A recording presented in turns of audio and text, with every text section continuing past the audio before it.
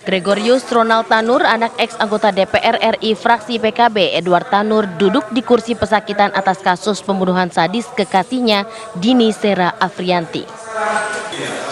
Dalam persidangan di Pengadilan Negeri Surabaya yang berlangsung pada Rabu tanggal 24 Juli kemarin, hakim menilai Ronald tidak terbukti membunuh atau menganiaya Dini hingga tewas. Keputusan itu membuat pengunjung sidang terkejut karena sebelumnya Ronald dituntut 12 tahun penjara dan membayar restitusi pada keluarga korban atau ahli waris senilai 263,6 juta rupiah. Keputusan vonis tersebut diakui oleh Kasih Intelijen Kejari Surabaya, Putu Arya Wibisana, mempertimbangkan dua hal. Pertama, Majelis Hakim di PN Surabaya menyatakan tidak ada saksi yang menyatakan satupun penyebab kematian dari korban Dini. Kedua, penyebab kematian korban meninggal atas pertimbangan majelis hakim adalah diakibatkan dari alkohol yang berada di dalam lambung korban.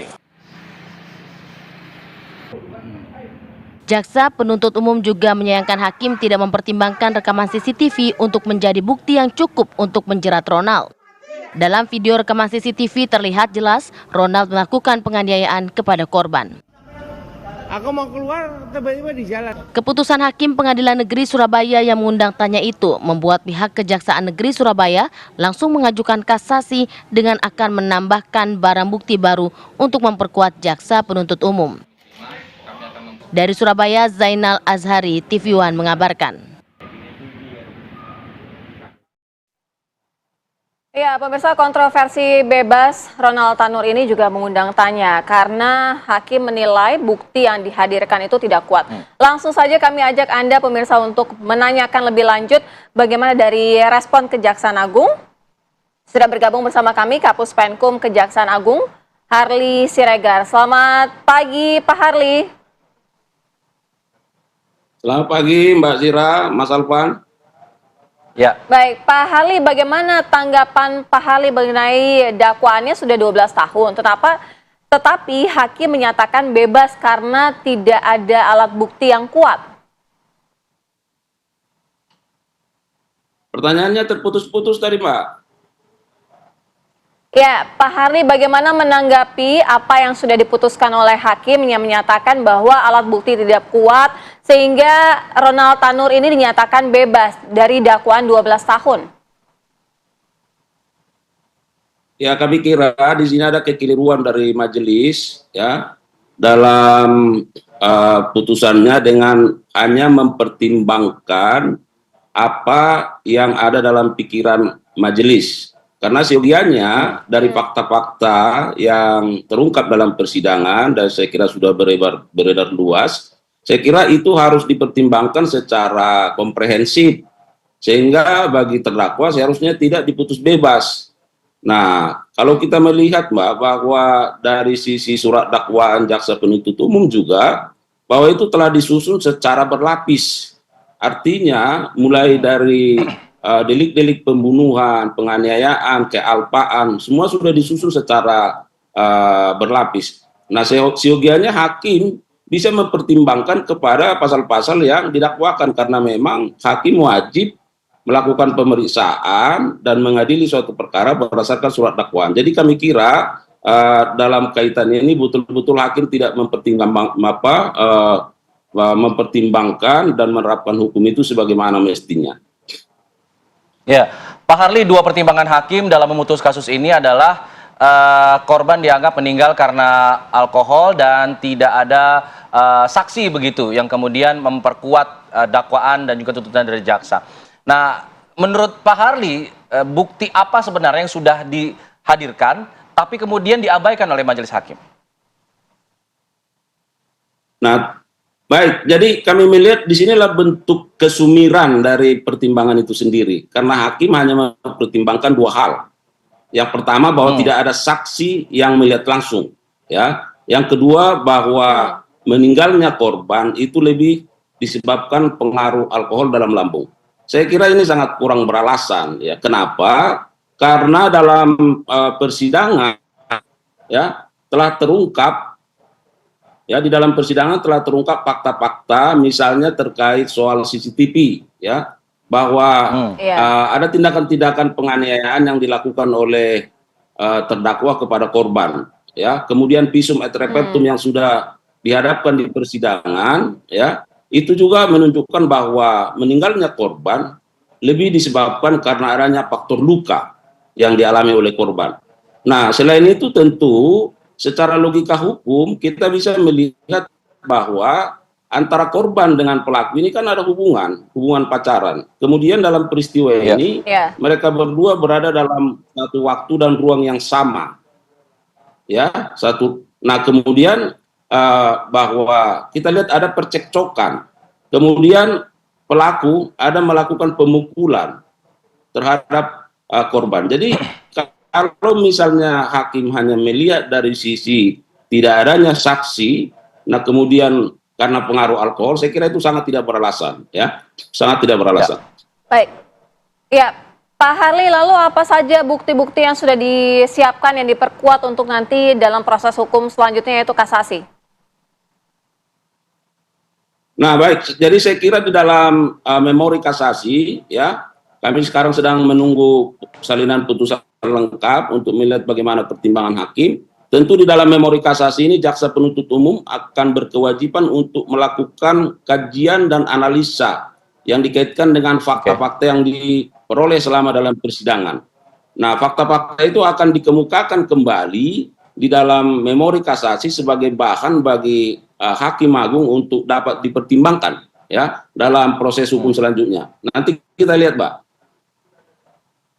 Baik, kita akan tunggu nanti bagaimana proses pengajuan memori kasasi dari pihak kejaksaan atas kasus ini. Terima kasih Pak Harli Siregar sudah bergabung sama kami di Apa Kabar Indonesia Pagi. Harli.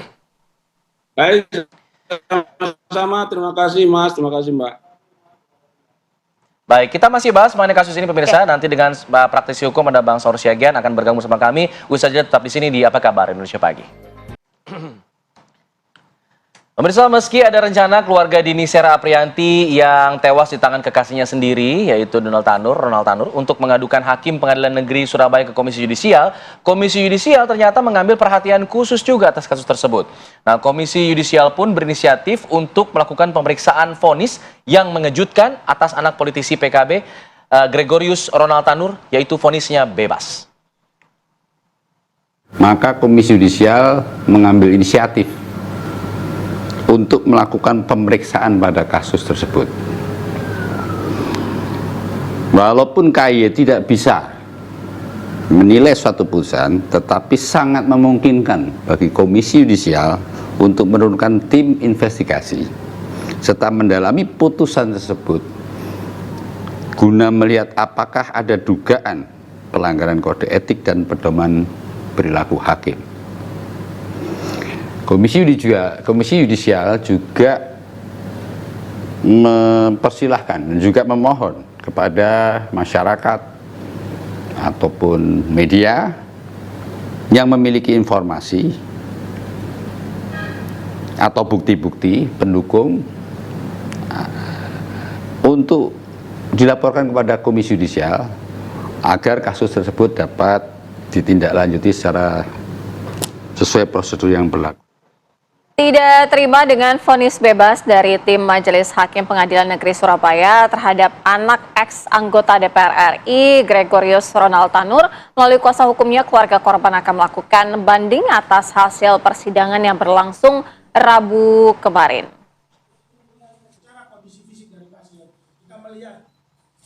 Tidak tanpa sebab, keluarga Dini Sera Aprianti merasa ada yang janggal dalam keputusan hakim tersebut. Karena bukti-bukti kuat jaksa penuntut umum dan rekaman video CCTV tidak dianggap kuat dalam persidangan untuk menjerat anak mantan anggota dewan tersebut. Sehingga keputusan ini menurut keluarga korban merugikan secara sepihak dan juga keluarga akan melaporkan kasus ini kepada Komisi Yudisial dan Komisi Pemberantasan Korupsi atau KPK. Selain itu, melalui kuasa hukumnya, keluarga korban juga akan melaporkan 3 orang ataupun 3 tim Majelis Hakim Pengadilan Negeri Surabaya ke Mahkamah Agung. Korban tersangka GRT untuk menolong. Jika ingin menolong, kenapa harus dimasukkan ke dalam Toyota Innova Ripple jadi.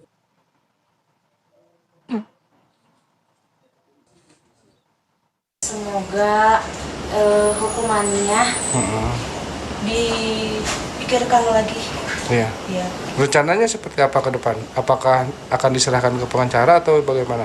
Oh iya, kami udah konfirmasi sama pengacara.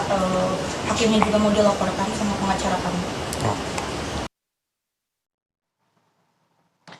Ya, kita akan bahas mengenai ini pemirsa dengan praktisi hukum yang sudah hadir di studio. Ada Bang Saur Siagian. Selamat pagi, Bang Saur. Selamat pagi, Mas Alfa, Mbak Fira. Ya, Tadi selamat kita pagi. dengarkan juga apa yang menjadi keresahan dari Kejaksaan Agung. Ada Iya. dua pertimbangan hakim yang hanya dipakai begitu, meninggal karena alkohol dan juga tidak adanya saksi begitu. Iya. Sementara sudah ada bukti-bukti dihadirkan juga, Betul. ada bukti visum et repertum Iya. yang ternyata tidak cukup kuat. Apakah memang Iya. tidak cukup kuat untuk bukti visum ini, Bang Saur?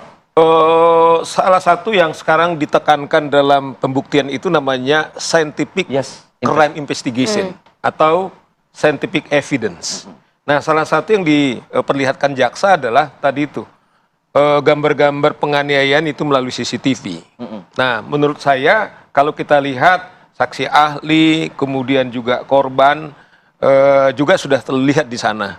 Nah, menurut saya sudah cukup terang benderang dengan kasus ini sesungguhnya. Karena apa? Kalau kita lihat tadi konstruksi dakwaan jaksa itu kan dakwaan berlapis. Ya. Itu ada pasal 338 tuh. Yaitu pembunuhan. Andaikan katakanlah yang ancamannya 15 tahun tidak terbukti, kemudian ada 359. Harusnya ke Iya, situ arahnya. artinya adalah ada penganiayaan jelas sudah terbukti. Artinya adalah kita lihat tadi bahwa meninggal dia karena ada dulu penganiayaan, kemudian baru ke rumah sakit. Nah, pertanyaannya adalah kalau tadi salah satu pertimbangan daripada majelis dibawa ke rumah sakit, bukankah justru dibawa ke rumah sakit itu adalah Ada untuk sebabnya upaya ya, menutupinya, ya toh. Nah, oleh karena itu saya kira ini jelas topik kita yang hari ini namanya kontroversial. Ini sangat kontroversial. Ada 4 pasal yang sesungguhnya dijerat atau didakwa oleh jaksa penuntut umum. Dan kalau 338-nya tidak terbukti, menurut saya adalah penganiayaan atau kelalaian yang mengakibat orang meninggal gitu loh. Nah, menurut saya, cuman kita apresiasi tadi kita sudah mendengarkan Kapuspen bahwa akan melakukan upaya perlawanan. Nah, dalam putusan bebas di sini, kalau dia banding langsung ke kasasi. Jadi tidak ada banding pengadilan tinggi, namun langsung ke kasasi. Nah, kita juga dorong betul keluarga atau masyarakat saya kira untuk berbondong-bondong melaporkan majelis ini sebagai responsibility kita. Kenapa? Memang pengadilan kita nggak baik-baik amat gitu loh. Lihat ada hakim agung kita terjerat katakanlah korupsi. Ketika kita diskusi ini, sekretaris Mahkamah Agung kita beruntun itu kemudian dicocok KPK karena korupsi. Ini adalah gambaran daripada pengadilan kita saat ini. Bang Saur, tapi kenapa bisa tidak memperlihatkan ataupun tidak melihat gitu ya, ada runutan fakta-fakta yang memang sudah hadir di persidangan, termasuk dengan CCTV. Kenapa sudah tidak melihat itu bahwa kebenarannya seperti itu, kejadiannya seperti itu? Kenapa malah justru dengan alasan dibawa ke rumah sakit, artinya itu merupakan salah satu bentuk penolongan dan sebagainya gitu ya? Ya, inilah yang menarik. Jadi begini, dalam filosofi putusan di pengadilan, nah namanya criminal justice system, mulai penyelidikan, kemudian diperiksa, bertarung di pengadilan, kemudian terakhir adalah hakim memutuskan. Nah, dalam putusan pengadilan itu sebelum memutuskan, kemudian dia menimbang argumentasi daripada jaksa, kemudian menimbang daripada argumentasi penasihat hukum atau katakanlah saksi-saksi. Nah, dalam KUHP, kemudian hakim cukup membuat 2 bukti dengan keyakinannya. Nah, yang menarik sering, karena faktor 2 cukup bukti, menurut hakim Keyakinan. yang tadi itu, dia karena diantar, kemudian dibawa ke rumah sakit gitu loh. Tetapi dia tidak banding yang fundamental fakta-fakta yang lain. Nah, disinilah sering hakim bermain, dia ambil timbang-timbang yang menurut dia untuk menguatkan putusannya dia. Tetapi kalau kita ukur-ukur, bukti yang diperagakan oleh jaksa penuntut umum jauh lebih kuat daripada pertimbangan jaksa ini. Disitulah makanya tadi saya mendengarkan Kenapa jaksa penuntut mengatakan tidak menimbang ya secara apa maksimal, atau kalau saya dengar sebelumnya bahasa daripada KPU tidak holistik, tidak melihat memang seluruh fakta itu secara utuh. Sehingga pertimbangan yang diambil oleh hakim itulah yang membuat bebas si terdakwa ini. Nah, cuman kita juga berapresiasi bahwa tadi jelas jaksa Kapuspen mengatakan jaksa penuntut umum sudah mengatakan kasasi. Artinya kasus ini belum berhenti di sana atau belum final, masih ada upaya hukum yaitu kasasi yang nanti saya kira hakim yang lain nanti akan menilai apakah penerapan hukumnya itu sudah tepat apa tidak. Artinya dengan langkah hukum dari kejaksaan untuk mengambil kasasi, tidak lagi banding gitu, langsung kasasi. Artinya ini bisa dianulir keputusannya? Iya, sering seperti itu. Apalagi kasus-kasus yang kita apresiasi seperti ini, katakanlah ini diakses oleh publik, jadi diskursus publik. Kemudian katakanlah media yang sering adalah instrumen supaya no viral, no justice, kan sering. Ketika ini di lorong-lorong gelap, maksud saya tidak diliput seperti kasus Vina dan Eki misalnya. Dulu tidak terpantau. Dulu kan waktu kita lihat pengacaranya Titin itu udah teriak-teriak dulu. Cuman tidak diliput. Sehingga publik matanya tidak melototin. Nah, karena apa? Konstruksi negara kita adalah negara hukum, yang berdaulat adalah rakyat, kitalah pemilik itu. Jadi setiap kita, apakah jurnalis, atau saya seperti ini praktisi hukum, punya hak yang sama, tanggung jawab yang sama, bagaimana terpeliharanya kita sebagai negara hukum, Mbak Fira. Artinya kalau untuk kasasi sendiri dengan menghadirkan bukti-bukti yang sudah dimiliki juga bisa menggugurkan ya dengan secara meskipun final buktinya ya? sama. Iya, bisa kan, itulah namanya. Kalau kasasi itu kan dia akan menilai apakah penerapan hukum yang diputus atau diterapkan oleh pengadilan tingkat pertama, dalam hal ini Pengadilan Negeri Surabaya tepat apa tidak. Nah, kemudian Mahkamah Agung atau hakim di kasasi kemudian menilai. Nah, kalau kita melihat katakanlah dari fakta-fakta, dari bukti-bukti, menurut kami tidak tepat penerapan yang dilakukan oleh Pengadilan Negeri Surabaya, itu menurut saya. Jika kemudian di tingkat kasasi putusan dari majelis hakim kemarin ini dianulir, apakah kemudian ada implikasi hukum terhadap si tim majelis hakim ini? Atau iya, kalau kita lihat kan komisi kejaksaan, komisi yudisial kan sudah proaktif. Ini jarang-jarang ini sudah proaktif. Inisiatif lebih dulu gitu udah ya? Inisiatif. Nah, cuman kan komisi yudisial itu tidak masuk dia kepada substansi putusannya, tapi lebih kepada etikanya. Apakah etika seperti katakanlah dugaan kuasa hukum daripada katakanlah korban ini yang juga melaporkan akan ke KPK, kemudian di samping komisi yudisial, apakah betul-betul ada katakanlah pelanggaran etika, atau katakanlah misalnya ada di samping putusan murni itu terjadi. Nah, itulah tugas daripada komisi yudisial atau aparat penegak hukum yang lain, Mbak Fir. Oke, jadinya jika kemudian nanti ditemukan ada, kalau dilaporkan ke KY, dilaporkan ke KPK, jika ditemukan ada ditemukan ada indikasi suap misalnya, itu bisa ditindaklanjuti. Iya, kalau menurut saya malah orang seperti ini, ya menurut saya penegak hukum itu tidak ada permisif. Saya selalu bilang, kalau ada aparat penegak hukum atau seperti kami, ya harus maksimal. Cuman kan kita lihat hari-hari ini, katakanlah dilapor ke KPK, di sisi lain, Mbak Fira, ketua KPK-nya sudah nonaktif karena diduga melanggar putusan daripada Dewas. Dia menerima uang yang sekarang tersangkanya baru terkatung-katung. Ya toh, ini juga problematik. Artinya mafia-mafia hukum dalam pengadilan kita itu sampai detik ini marak sekali. Inilah yang sering terjadi dalam praktek kita beracara. Bang Saur, semoga saja keadilan bisa ditegakkan ya, sehingga keluarga dari korban ini bisa mendapatkan keadilan dan Ronald Tanur ini bisa dihukum begitu ya, sesuai dengan keinginan dari korban. Diikuti alurnya, kita tunggu memang keadilan ditegakkan. Terima kasih Bang Saur. Terima kasih. Usai jeda kita akan bahas mengenai politik pemirsa, Pilkada Jawa Tengah yang juga semakin marak. Ada nama Kaisang Pangarep yang kemudian muncul dalam berbagai survei menjadi yang teratas di sana. Kita akan bahas usai jeda di sini di Apa Kabar Indonesia Pagi.